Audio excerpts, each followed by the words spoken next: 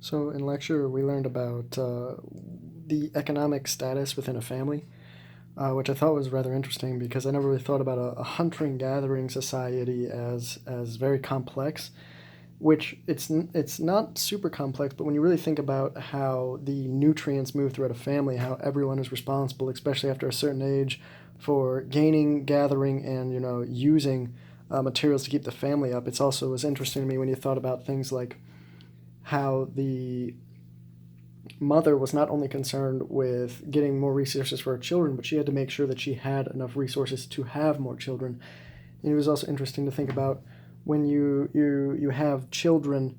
Eventually, if they're like a female, you would give them to another family to maybe strengthen your bonds or bring someone in, so that you, when you got older, would be able to have them supply food for you. So it wasn't just children weren't just something to care about. They were actually something of a plan for later in life, so that you could live and survive. Because after a certain age, your gathering ability would drop.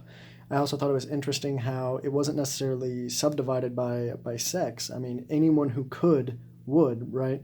So while you would have pregnant females doing maybe lesser work like gathering at times, it wasn't like uh, they wouldn't hunt if needed or when they were in a healthier state, and it wasn't like men would not go and gather. It was just divided. It's also interesting to me to think about how it was actually the gathering that brought in the majority of the resources. So I thought that this concept of the economic status between families was a really interesting thing that I just didn't know about before.